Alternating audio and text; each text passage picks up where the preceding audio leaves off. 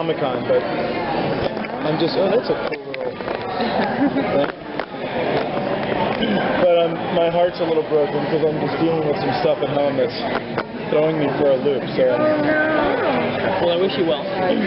Yeah, thank you. Well, I'm going to need the media in a big way. It's a bunch of, they're trying to hydraulic fracture my hometown, and they're drilling through the only aquifer, our sole source aquifer. And the Louisiana government, the Department of Natural Resources, the Department of Environmental Quality, and the Army Corps of Engineers they gave this oil company permits to drill through the only aquifer that we have. So they're basically going to destroy it, and everyone's going to be poisoned, and it's going to ruin the whole area.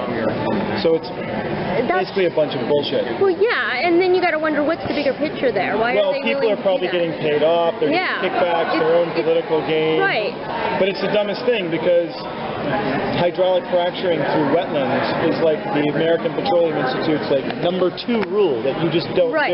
Right. So it's backwards Louisiana politics, and we're going to have to stop them and take them to the Supreme Court and all that stuff. So it's great to be here, but when you have that, you know, that's where I just bought all this property to build this ISF sanctuary.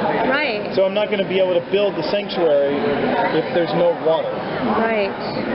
Oh my God. So it's kind of insane. So what can fans do to help? Well, we're going to start a change.org petition, and Riot, you know, our news site, our media company, Riot.org is going to do a big story. And basically, we're just going to have to hammer those Louisiana politicians and the DNR, which is the Department of Natural Resources, and the Department of Environmental Quality, and the Army Corps of Engineers, and say, you guys are wrong. It's unconstitutional what you're doing. The people don't want it, and you're not going to destroy our lives. And the livelihood. So it's like 90% of every home, business, school, farm, all get their water from this. Oh my God. And they want to drill through it with 500,000 gallons of fracking fluid. And I think they got approved 5 or 10 million gallons of water out of the river. Oh my God. So it's just crazy.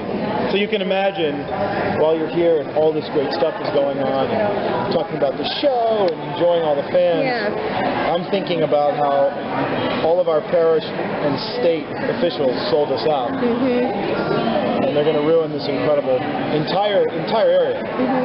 So I guarantee you, I don't think our forefathers meant for that. No. When they were creating our country. It makes me so angry. Oil and gas rules Louisiana. Yeah. And until we start driving cars that run on like deer piss and sun, then we need oil. But to illegally, unconstitutionally drill through a water source for almost 1 million people is ludicrous. The cost benefit is so off scale. Right. So, but anyway, I'm going to need you guys' help in this petition and raise a lot of noise to basically get the federal government involved, because what's going to end up happening is the way it's going to become a federal problem is that federal government, once a big storm comes, or once this well ruptures and destroys all this water, the federal government it's going to become an EPA Superfund area. The federal government is going to have to figure out and pay for pumping water into 1 million people for the next 200 years. That's where it's going to become their problem, and that's going to cost billions of dollars. That we don't have. That we don't have, and the health of an entire community. So we're going to have to rally and tell Bobby Jindal and all of his people that they're out of their fucking minds. Your work with ISF is such a huge priority for you. So I'm curious how you balance that. Like, you do have that distracted quality when these things are going on in your mind. Do you ever see yourself moving away from acting and focusing just on your work as a humanitarian? No. I want to make movies until I'm old and gray. Television, you know, Nikki and I just funded our really badass production company called Rare Birds Productions. Because we're rare birds flying through the world, nesting all over the place together, and laying eggs. But I just thought about that. That's actually kind of funny. But so making films, television, documentaries is what's in our card. So I just want to keep doing that. And also too, the amazing thing is, it's such a crazy thing in life. We're actually leveraging. It's so incredible. If you look at the platform, you know, you're looking at a television show that, while in the U.S. shows these very low live numbers, because we broadcast television to a group of people that don't watch television. They watch it on everything else. And so when you add up the numbers globally of the amount of people watch the show, you're looking at hundreds of millions of people. And so that platform, the ability to talk to so many people in a very impassioned way, and mixing entertainment with philanthropy and politics and getting people engaged in their communities and their leaders and the future of our planet, but all through entertainment value. Yeah. So it's the most incredible common denominator, or commonality we can call it. I just sat down. You did? I did. Anyway, yeah, so talk to me. Sorry about I was All right, that's ranting. I'm just okay. so pissed off. That's okay. Tell me, what's obviously the show's going to focus on, Damon and Stefan this season, and Stefan. Don't say Stefan. All will get so offended. Really? I call Oh my him God. Stefan when I'm pissed off. Oh, okay. I don't want him pissed at me. And of course, your mother and her cronies now. Can you tell us anything about, how that relationship between the brothers is going to I think change a little Enzo's bit? going to sleep with my mom. And that's going to be awesome. We were stuck in a cell together for 50 years, and now I think he's going to start stuffing my mom. In my fucking house. Yeah, I mean, look, this is Mystic Falls without Elena Gilbert. This is, we want to go back to the season 1 and season 2 storytelling of the show, where it was fun and sexy and volatile and did I mention fun and sexy and volatile? Because that's what, actually the first 3 seasons of the show solidified this really interesting, fun story. I mean, look, let's call a spade a spade. This is a melodramatic teenage vampire soap opera, bottom line.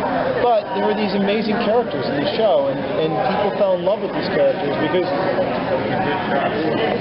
we and the writers and this entire production team and all the executives and all the producers and all the writers and all the directors and all the actors worked our asses off to tell these stories. But it's hard to maintain that level of storytelling. And it's back. This very well may be the last year of the show, and we have to go out the way we came in. Yeah. Fighting tooth and nail for every breath of high-quality television and not get bogged down in the mythology of all of it. Remember that it's the human condition, the human connection, even if people are like ripping each other's heads off. Right. But it's the human components of these characters that make them lovable. Damon is such a vulnerable guy. Yeah, he's a complete asshole. He senselessly, mercilessly, is that even a word? Oh, yeah. It's a type of adverb. Killed people. But he was so vulnerable that it made him likable.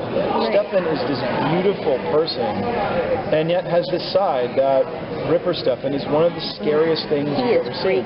So these people, it wasn't just the story of these people, it was also the story of this town. And we just want to go back to the human side of it, and really tell some great stories, and not compromise. Are you really staying? Oh, really? Oh, Guys, you guys are quickly go. Everyone wants to know about Damon and Bonnie. Yeah, that's what I was going to ask. By the way, my favorite storyline ever. I don't know. There's some really cool things. Thank you. There's some really cool things happening. I mean, the beginning of season 6 was my favorite shit with Bonnie and Damon in the 1994 prison world. They love each other. She's the reason that Elena's totally passed out in that coffin. Right. And when they look at each other, they sort of resent each other, but they love each other and they're stuck together. To me, it sounds like a recipe for some really great shit. Yeah, You definitely. guys rock, man. Thanks for all the love. Thank you. Is that like a... It looks super old and very Vampire Diaries-ish. It is. It is very Vampire Diaries. You guys rock, man. Thank Have a great day. you. Thanks for all the love. Bye. Thanks for wasting your time talking to me. No, it's okay. Thank you. See you guys later. Bye. By the way, not the most subtle case. Yeah, I know. So when you point that at someone, it's like, whoa, there's a fucking alien. Like,